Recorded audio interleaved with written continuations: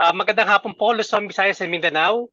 Maayap na hapon, na imbag na malim, masantos inagarem, marahay na hapon. Sa mga taga-Bisaya, maayong hapon, maupay na kalop, maayong ugto. At sa mga taga-Mindanao, asalahan maikum, balingkat mahapon, mapiya kay tuwo alungan, buenas tardes. At para po sa ating mga panauhing banyaga, good afternoon, anyong sayo, konnichiwa, salamat sayang, 𝐌𝐮𝐥𝐭𝐢𝐬𝐭𝐚𝐤𝐿. Welcome sa ating mga regular na tagapakinig at tagapanood dito sa Zoom at sa ating Facebook Live. Hello po sa inyong lahat. Welcome po sa ating ika-68 episode ng The Filipino Sustainable Development Goal Action Hour. Lingguhang kamustahan at kwentuhan para sa maganda, maayos, mabuti at makabuluhang kinabukasan. Isa't kalahating oras ng hitik na talakayan ng mga usapang napapanahon. Ako po natutuwa dahil sa hapong ito ay isa na pong napaka-interesting topic ang ating pag-uusapan ngayon. Ito po ay pinamagatang multi-stakeholder disciplinary system approach addressing the flooding problems of Central Luzon. Nako, ito pong ating mga panauhin ay mga eksperto at punong-puno ng karanasan sa kanilang mga napiling industriya. So ipakilala po natin ang unating panauhin. Siya po ay si Ms. Michelle Quiambao. She is the Director of the Provincial Science and Technology Office in Pampanga. She has received a number of recognitions, awards, and recommendations during her stay, and she has awarded as the DOST Outstanding PSTD Award runner-up given to her in 2011. And for the years, she has been the most outstanding PSTD in Region 3. Ang pangalawang panauhin po natin ngayong hapon ay ito po, suki po ng ating Future Earth Philippines. At kilalang kilala sa Future Earth Philippines sa talaga namang hindi matawaran ang kanyang ambag at kontribusyon sa ating organization. Siya po ay si Dr. 𝐿𝐿𝐿𝐿𝐿 Jr. So si Dr. 𝐿𝐿𝐿𝐿𝐿 Jr. is the President of Universities and Research Council Network on Innovation for Inclusive Development in Southeast Asia. It is a non-profit organization affiliated with the Development Studies Program of the Ateneo de Manila University, where he is also a professional lecturer. Siya din po ay nagsilbing Professor of Political Science sa University of the Philippines, as well as the Executive Vice President and Dean of the Graduate School of Public and Development Management of the Development Academy of the Philippines. Dr. Romero writes a weekly opinion column of the local newspaper, Philippine Daily Inquirer. O diba, bigatin? Si Sir Doy po at Ma'am Che ay actively involved sa mga advocacies ng Future Earth Philippines. At ito nga po nakaraang April 3, Wednesday, they spearheaded one of the activities in Pampanga in coordination with the Future Earth in collaboration with DOST and NERA and National Academy of Science and Technology. The workshop po was entitled Mobilizing Universities and Colleges for Central Luzon Flooding Solutions. Ang ating pong unang panauhin ay nagpaunlak na maging speaker today, subalit siya po ay hindi makakadalo due to unforeseen job-related matters. But on a positive note, nagpadala po siya ng video presentation to discuss yung mga naganap at na-achieve sa nakaraang workshop. Kaya ano pang hinihintay natin? Sama-sama po natin makinig, manood ngayong hapon. Hello po. On behalf ng aming Regional Director, Dr. Julius Cesar Visicat, magandang araw po sa lahat. Allow me to walk you through our past engagements in line with the major concern that we have been working out through the years. Our major output last year was a comprehensive analysis of the problem tree where we have come up to what we now consider as a wicked problem. Just a backgrounder, Future Earth Philippines, in close coordination with the DOST3, PSTOs Pampanga and Bulacan, organize stakeholders consultations and field visits to actually assess and evaluate the situation of the affected and flooded barangays and communities. Through this initiative, actual causes and sources were relatively addressed by the barangay officials that were interviewed. It was also during these engagements when the LGUs and affected communities confirmed their dire need for assistance. These two symposia gathered relevant stakeholders to discuss and convey the general objective of these initiatives, to reach a considerable and appropriate solution to the flooding problem in Pampanga and Bulacan. This series of events had also been a way to integrate outputs and insights from the attendees in order to create a problem tree that will summarize and address the problem at hand. First, allow me to give a summary of the stakeholders who participated in the two-part symposia. For Symposium 1, we had 100 participants composed of 36% LGUs, 38% NGAs, 18% HEIs, and 8 NGOs and civil society organizations. While for the second part, we had 150 participants composing of almost the same percentages as we have the same invitees during the first symposium. We have established an active participation of the regional government offices of the DPWH, the DNR, the NEDA, the DA, and the DOSC, plus affected local government units. There was also the participation of representatives from the higher education institutions in Pampanga and also Central Luzon, including the Bulacan State University and the Central Luzon State University. The partnership began in 2021. Future Earth Philippines and those three PSTOs prompted and supported the implementation of the iStart program as part of their efforts to enhance the STI lens in the local and provincial planning and development in Pampanga, Bulacan, and Nueva Ecija. As a result of this continuous collaboration, the LGUs who participated in the scoping activities have voiced their call for assistance. iStart is one of the US's program implemented by the regional and provincial offices to assist in the local development planning, mainstreaming science, technology, and innovation. It stands for Innovation, Science, and Technology for Accelerating Regional Technology-Based Development. The Future Earth Philippines is composed of academicians from the National Academy of Science and Technology, the National Research Council of the Philippines, both from the DOS system, and the University of the Philippines in Diliman and Los Baños, the Ateneo de Manila University, the La Salle University, and regional universities including the Cavite State University, the Eastern Visayas State University in Leyte, and the Mindanao State University Iligan Institute of Technology in Iligan City. It is led by the national scientist Lourdes J. Cruz.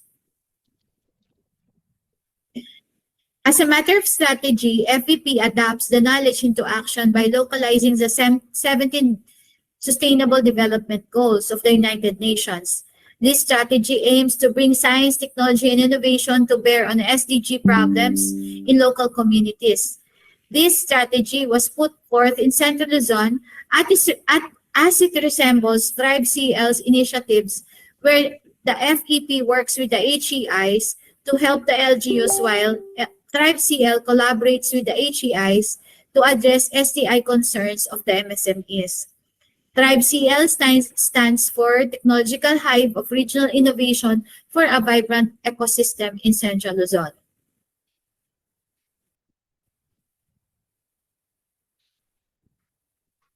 Stakeholders' consultations were initially engaged in Pampanga and Bulacan to prioritize the highly affected communities. Once stakeholders' planning and development approaches are enhanced, the scope of the program will expand to the upland portion of the region, covering Nueva Ecija and Aurora. This is part of FEP strategy in attacking a major concern, or what we have been referring as wicked problem in communities.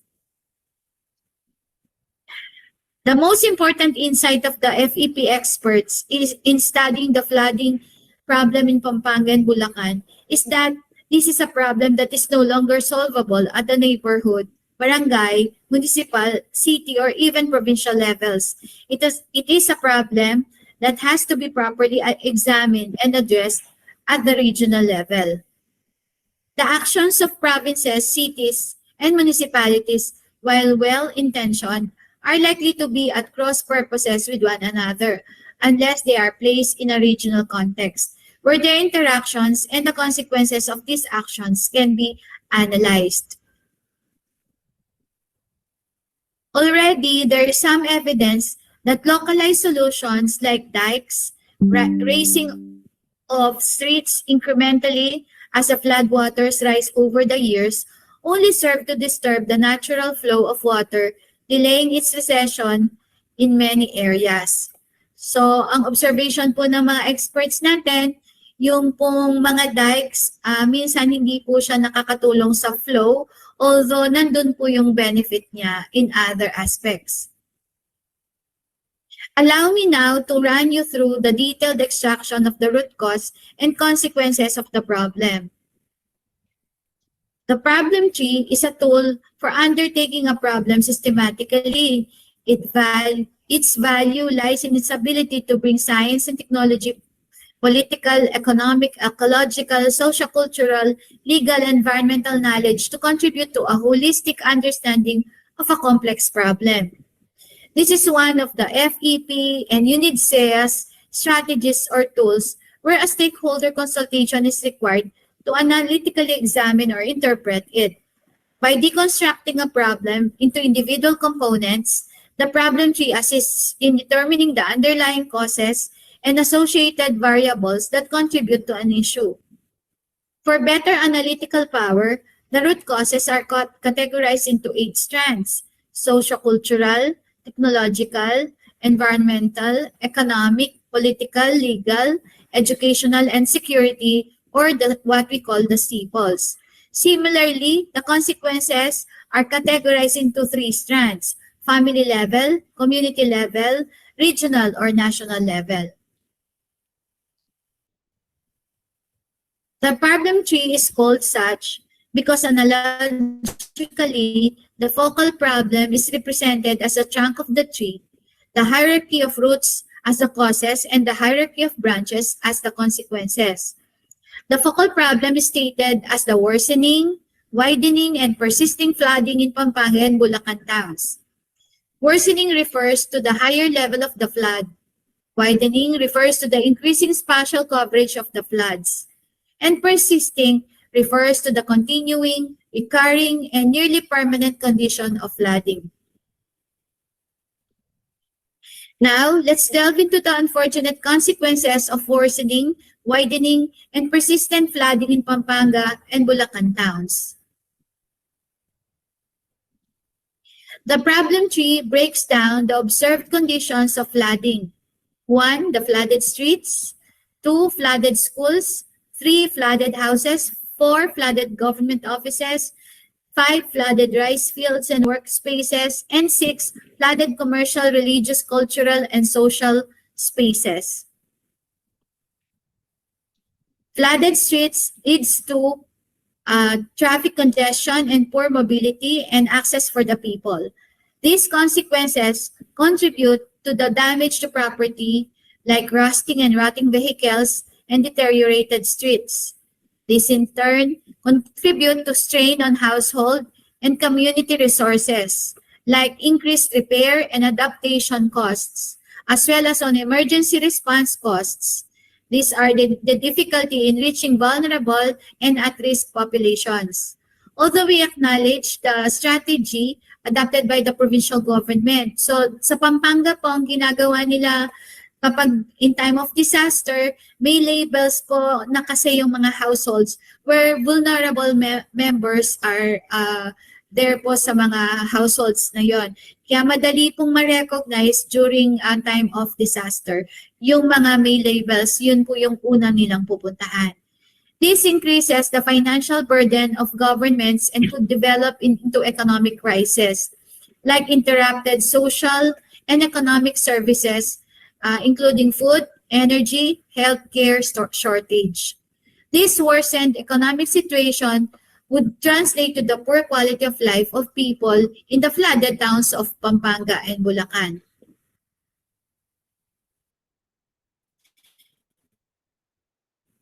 For For flooded schools, this lead to damage to school property and poor student performance. Over time, this will lead to poor career and livelihood opportunities for the affected students. This will contribute to the strain on household and community resources and will likely increase poverty of households and contribute to the poor quality of life of the people in the flooded towns of Pampanga and Bulacan. As to flooded houses,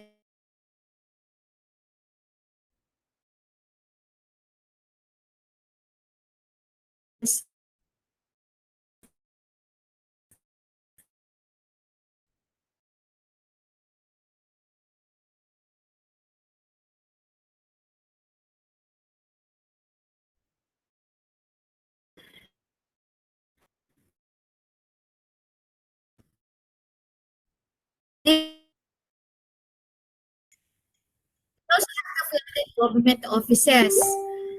This lead to the disruption of basic services like solid waste collection, disaster relief, fire and police services, public order and safety. This contributes to the loss of community life and eventually to the poor quality of life of the people in the flooded towns of Pampanga and Bulacan. We also have the flooded rice fields and workplaces that cause the disruption of livelihood and economic activities. This leads to the loss of income for families.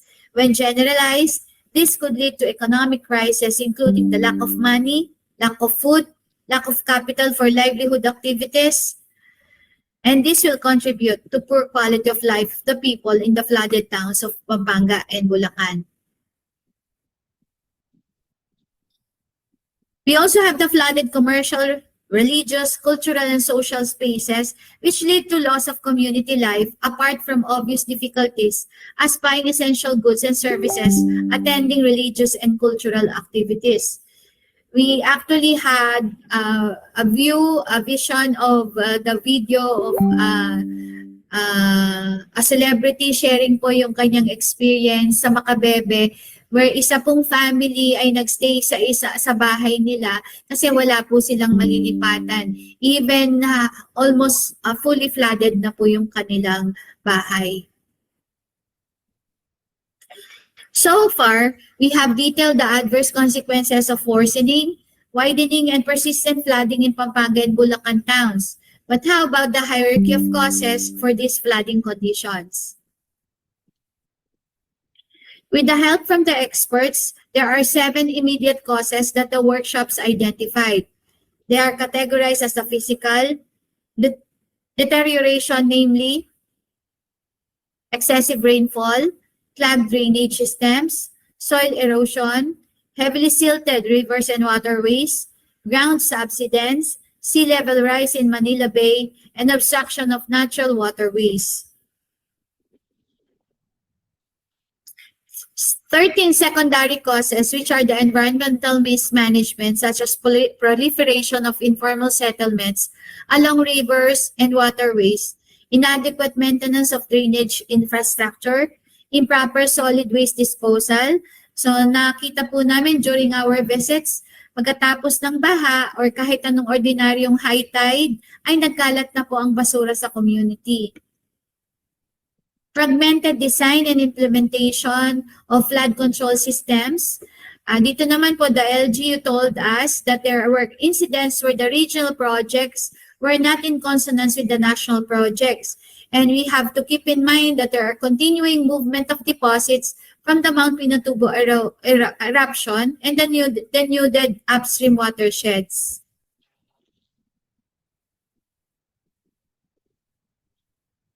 We also have the indiscriminate logging and quarrying, although this has been commented by the DNR representatives during our second symposium.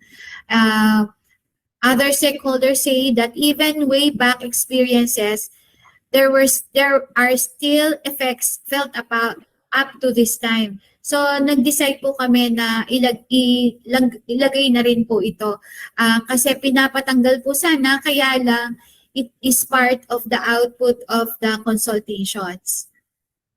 To continue, loss of natural flood barriers. Dito naman po, This was seconded by our experts and NGOs who have been active in implementing PPAs through trainings and consultancies in the upstream communities. Next is over-extraction of groundwater. There is no clear monitoring on the use of groundwater.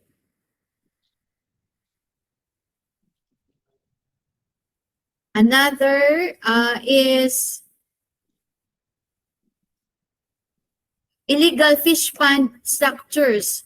Actually, nag-react din po isang agency dito during the consultations that there are no clear guidelines on how to apprehend these establishments where in fact they have permits from the LGUs.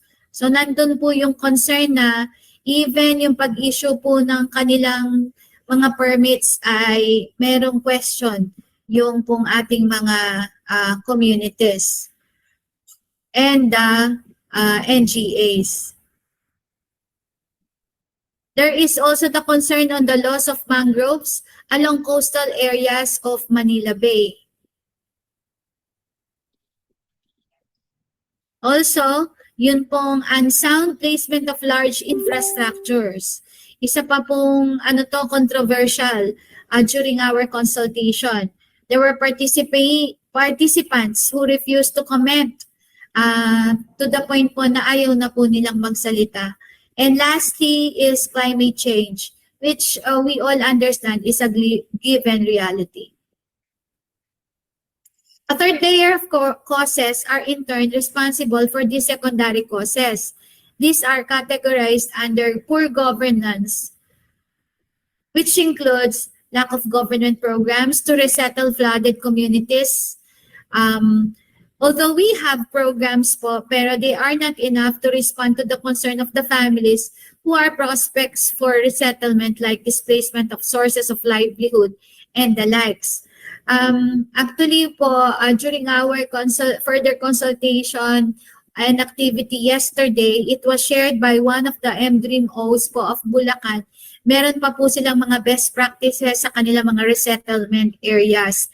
So, ginawa po, pinipilit po ng mga local government units to complete yung mga facilities doon po sa resettlement areas natin. But still, kapag marami pong mga dapat i-resettle, these are not enough.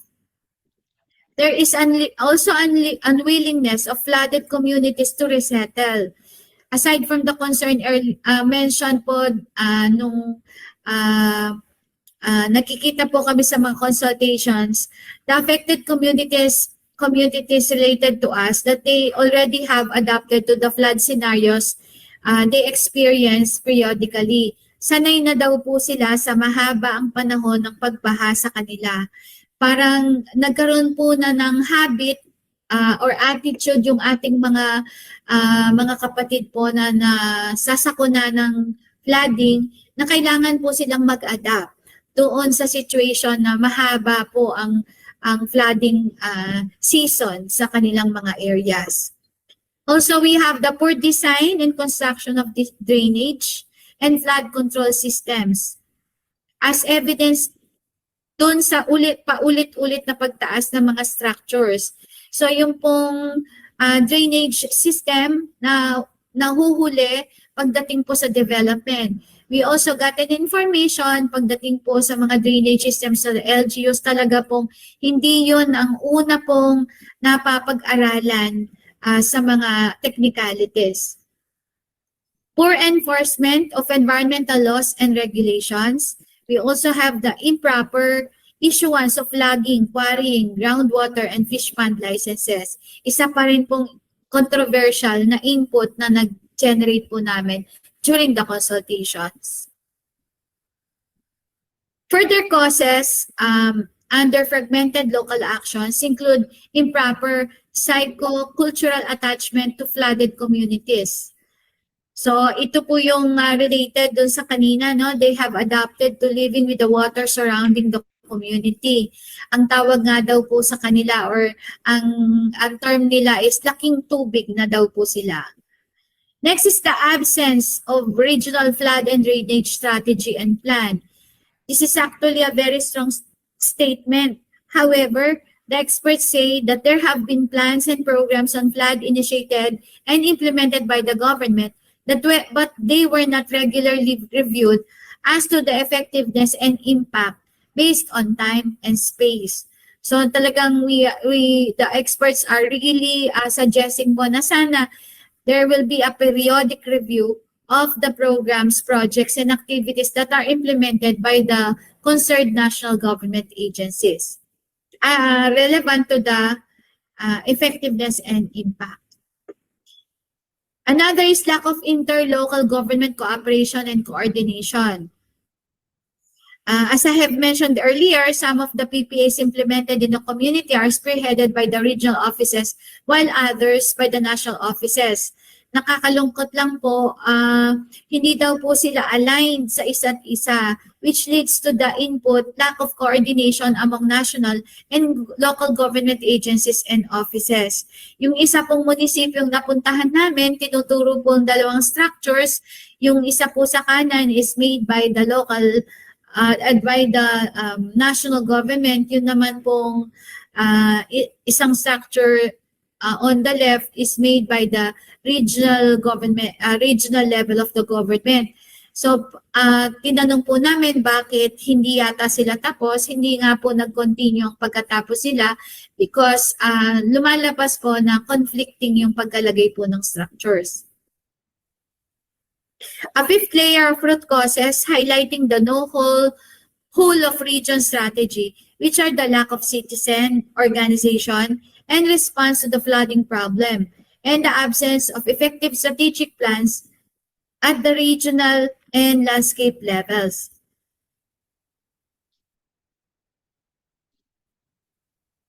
Based on the consultations made with the affected and concerned LGUs vis-a-vis the position of the experts, there isn't enough research or data to properly understand the causes of flooding, which makes developing effective solutions challenging.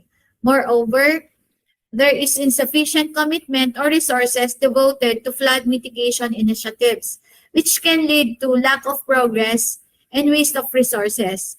In both cases, poor science and lack of commitment can lead to ineffective solutions and wasted resources, as well as lack of progress towards addressing the issue at hand. Hopefully, with the renewed approaches on planning and implementing PAPs and inputting the iStart program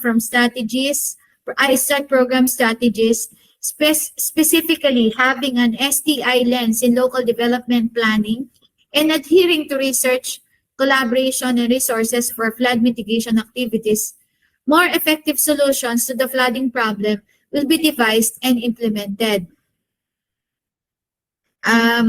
I would like to mention po yung gratitude po namin binibigay always to RD Nerissa Esguerra of NEDA 3 through her leadership and also po yung sa OCD 3, yung initiatives and efforts po nila, malaking tulong upang ma-realize po yung gradually yung mindsets on planning are to be reconsidered.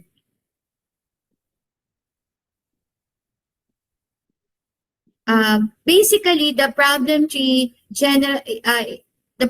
establishes a general understanding of the problem and having a single comprehensive understanding from among the stakeholders.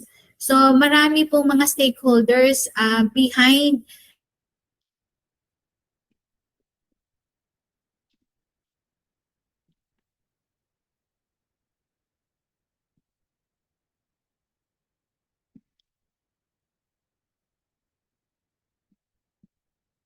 pumasok or saan sila possible na papasok na hindi pa nila po na-address. From the problem tree is where the objective tree naman po is derived. This is a clear visualization of what will be done that can be understood by all stakeholders, especially the community. The objectives may be matched with respective mandates, resources, capabilities, and opportunities of the different stakeholders, including the NGAs, local government units, and the community. With the objectives stated, the stakeholders may be able to identify areas for collaboration and bridging the gaps, meaning there will be a division of labor. These objectives become a platform for cooperation and collaboration.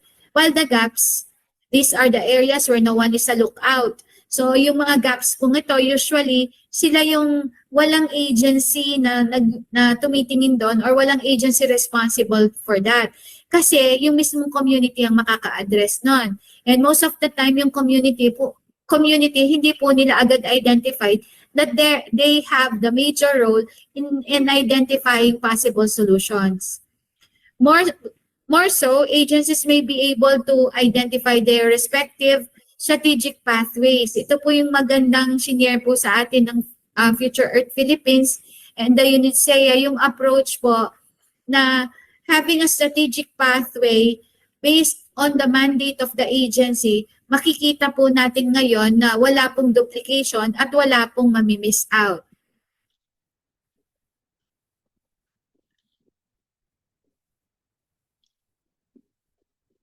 Okay. This is now our problem 3, derived from, objective 3, which is derived from the problem 3 on flooding in Pampanga and Bulacan.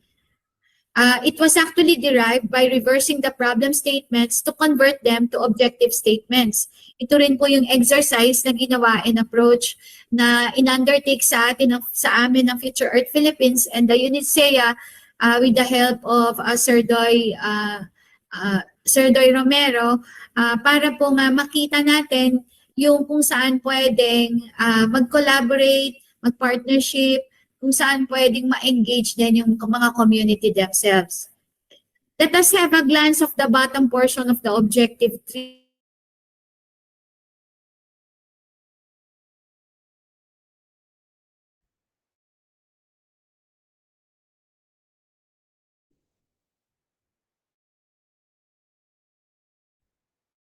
As shown in the strands of functions going up.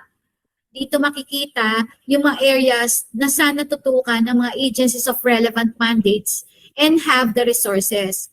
Makikita yung mga duplication, pero as a matter of strategy, this will be areas for collaboration.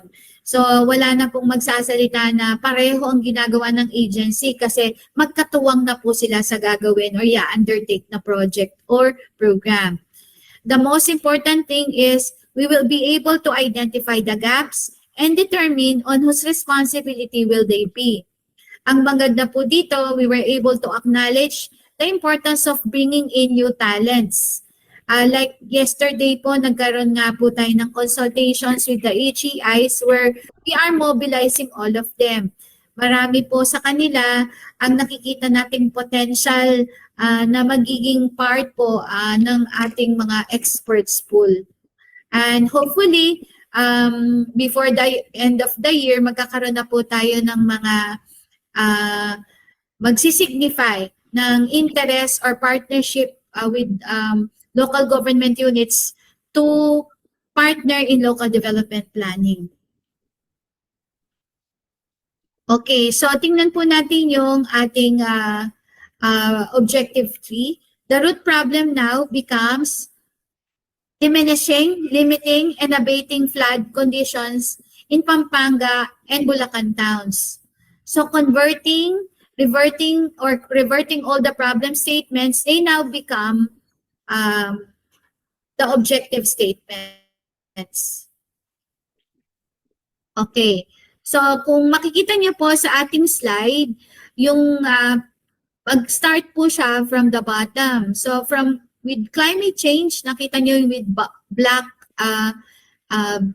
box, climate change, tapos akit po siya, this will cause excessive rainfall.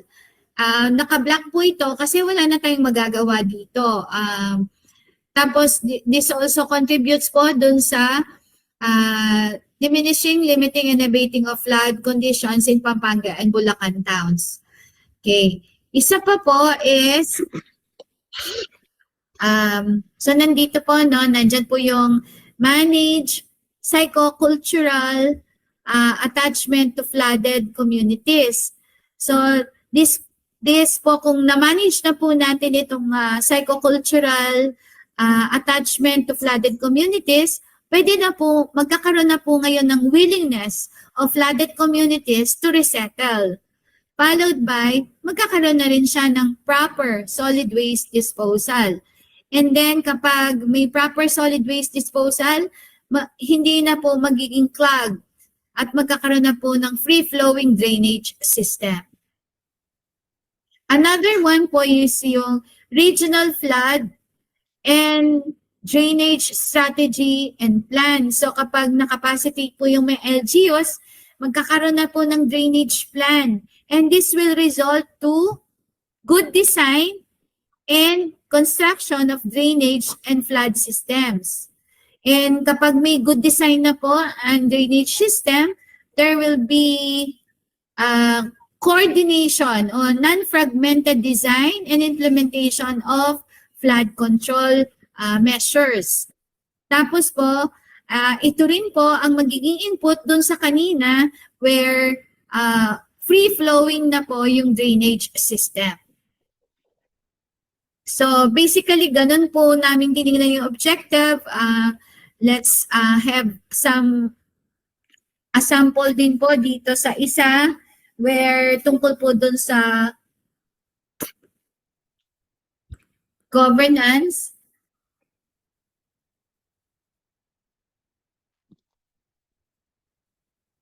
Okay, so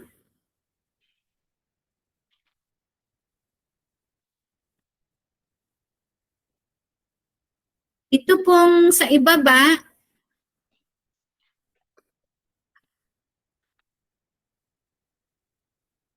officials and citizens understand the geophysical and environmental causes of the flooding problem.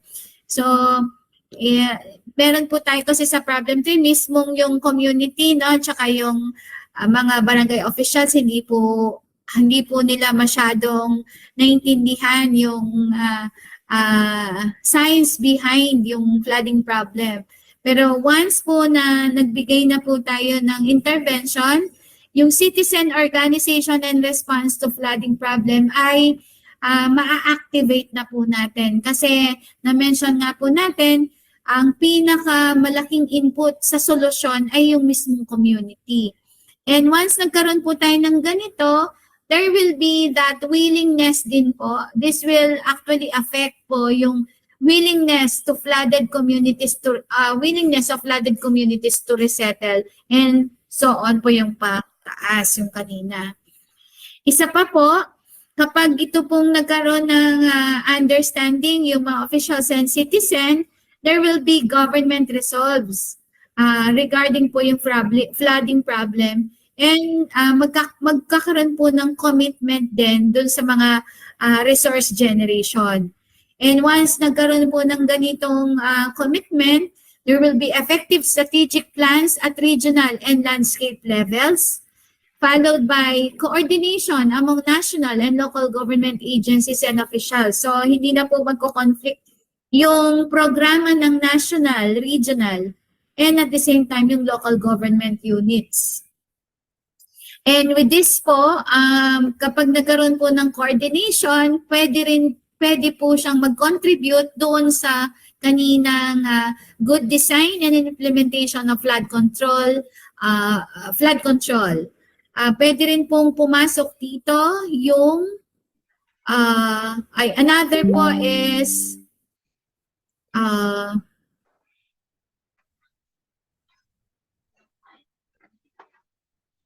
yung sa interlocal government cooperation and coordination, magkakaroon na po ng coordination even sa local level kasi meron din pong concern na lumalabas doon or problem. And kapag nagkaroon po ng cooperation and coordination sa per LGU, so sort of nababanggit nga po namin dito sa Pampanga, if we can cluster yung mga wetland communities or wetland municipalities, mag-usap-usap sila kasi baka yung intervention po ng ginawa ng isang munisipyo will only contradict doon sa intervention naman ng ginawa sa kabila. Or yung intervention po niyang gagawin will only aggravate yung epekto naman niya sa kabilang munisipyo. After this po, magkakaroon ng proper issuance of government and environmental licenses. Hopefully po, maa-address ngayon, wag bigyan ng lisensya kapag talagang nagbablock siya sa waterways. And after this will also impact po doon sa gain of natural flood barriers and also yung sustainable and regulated logging and quarrying. All of this po will contribute doon sa ground subsidence abated and reversed and desilted rivers and waterways. So lahat po kasi ito contributory doon sa problem na na-mention kanina na isa sa major issue po pagdating sa flooding problem. Also, kung makita niyo po yung levels ng regulated extraction of groundwater. So hopefully, itong objective po na ito ay ma-realize po ng mga concerned agencies.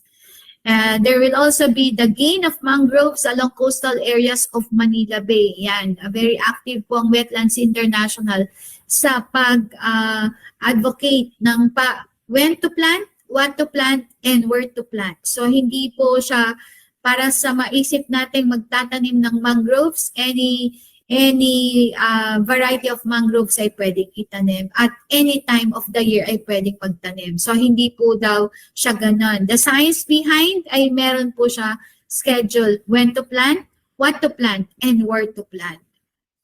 And both of these po will contribute dun sa sea level rise in Manila Bay, which wala na po tayong magagawa directly dito, pero with this interventions ay kaya po ma-abate yung sea level rise.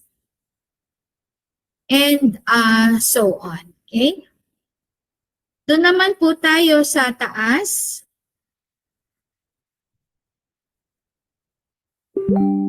Okay. Ito pong dito sa taas, so it will follow na mula po from bottom, pag naayos po natin yung objectives sa baba, there will be the result on passable streets, conducive schools, livable houses, functional government offices, rice fields and workplaces are not flooded, community, commercial, religious, cultural, and social spaces not flooded, and so on and so forth. So all of these po objectives and impacts will lead to good quality of life of people in the towns of Pampanga and Bulacan.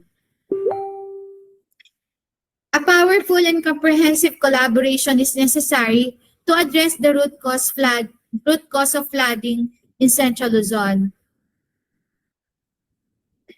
This can entail establishing precise objectives and targets for efforts to mitigate flooding.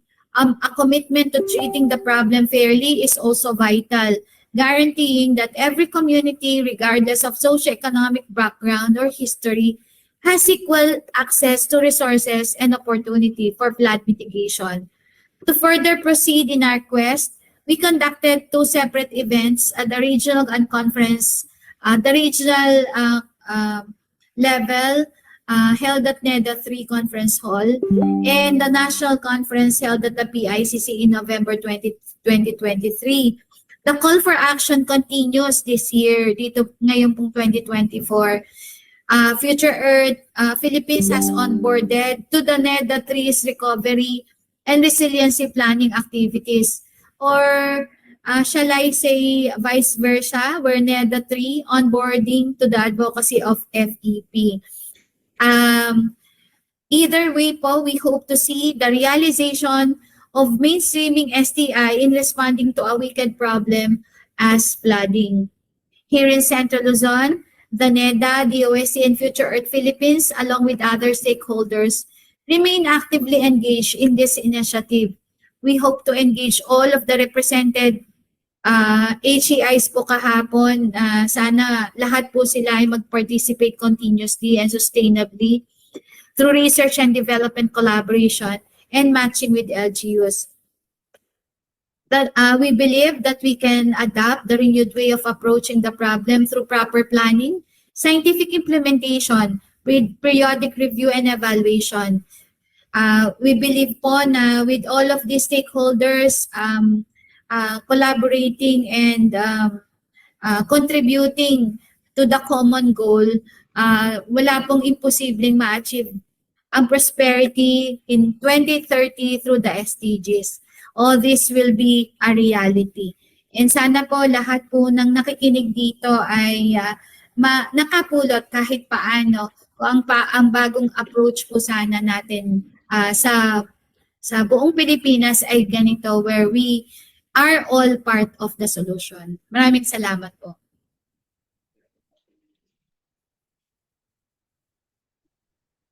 O yan, isang napakagandang presentation po binigay po sa atin ni Ms. Che.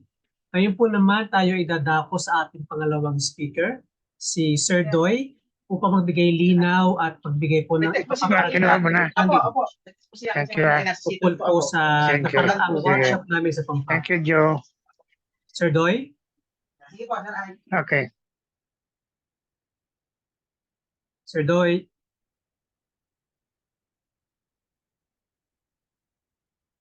Mukhang busy pa si Sir Doy, ah.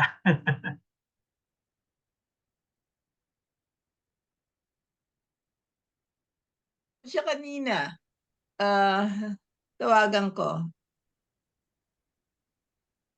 Anyway, siya po nakaraan po naming event dito sa Pampanga. Isa po siya makabuluhan at napakagandang event kung saan nalaman po namin yung mga problems and nag-propose po kami ng mga possible solutions tungkol po sa nagaganap na pagbaha.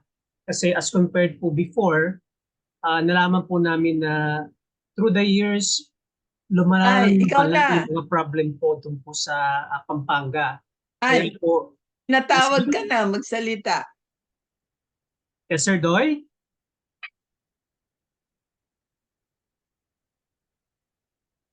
Hintay lang pala ito si Sir Doy kasi siya po yung nag-spearhead ng aming project last Wednesday sa Pampanga. Kasama po ang DOSC 3. So, what we did sa Pampanga last time, in addition to, well, ang main purpose really is to gather the HEIs and SUCs para makatulong natin sila dito sa effort sa flooding. Kasi may kinausap kaming yung mga nakausap naming LGUs na hindi sila nakakagawa ng mga plans, yung hindi nila alam kung ano solusyon. We ask kung may sila nakokonsulta nila yung mga taga-HEIs. Walang nagtatanong, parang hindi nila alam. Walang link between the HEIs, SUCs, and the LGUs. So, we decided na yung magkaroon ng universities SDG Action Network na kasi itong mga universities, total nandun na sila sa kanilang mga probinsya and dapat magkaroon ng linkage with the LGUs. So we have piloted, Future Earth has piloted the universities SDG Action Network. And for the pilot, we have 3 universities, one from Luzon, Cavite State University, one from Visayas, Eastern Visayas State University, and one from Mindanao, Mindanao State U IIT. And so after this pilot, we decided that we should have a regional universities SDG Action Network in Region 3. Kasi dito kailangan na magkaroon ng linkage or yung mga HEIs and SUC, tignan naman nila kung ano problema doon sa kanilang rehiyon at tignan kung paano sila makakatulong. With regard to the flooding situation, so we had there marami yung from Bulacan. There were universities from Bulacan, Pampanga, Nueva Ecija, one from Nueva Ecija, one from Aurora, pero Zambales. But most of them are from Pampanga and Bulacan. And si Glenn Tabios, our hydrology expert, sinearch daw niya yung internet, nag-google siya kung which of the universities, if there are researchers coming out of the universities in Central Luzon, and sabi niya, meron naman, marami-rami rin. Kaya lang, hindi sila nagkakausap-usap. So what we'll do is mag-set up ng parang cluster. And Glenn Tabios will be the one to organize this cluster, and he can mentor those in the universities. In fact, Glenn Tabios has already graduated some students who have gone back to, who are now in Central Luzon. May estudyante siya dyan na nasa DNR ngayon ng Central Luzon, pero meron ding estudyante na nasa isang university, I think sa Pampanga State Agricultural University. So that will be a thematic cluster na pwedeng alagaan ni Glenn. And we hope to establish other thematic clusters na hahanapin ng pare-pareho interest nila, hahanapan natin ng isa o ilang scientist na pwedeng mag-mentor sa grupo. Doon natin siguro pwedeng matap ang expertise ng mga NAST members at ng NRCP members. Ito po mag-host ng solo, kaya pasensya na po sa mga lapses sa internet connection disruptions. Pero I really enjoy it po. Last na po sa ating po mga viewers, meron po ba bang pahabol na tanong bago po natin tapusin ang ating programa? Sige, mukhang wala na po. So kung wala na pong natitirang katanungan, maraming salamat po sa pagsama po sa amin ngayong hapon. At see you again this coming Friday sa isa na naman pong episode ng SDG Action Hour. Same time, same place, same channel. Have a great day. Have a weekend. Bye. Maraming salamat po.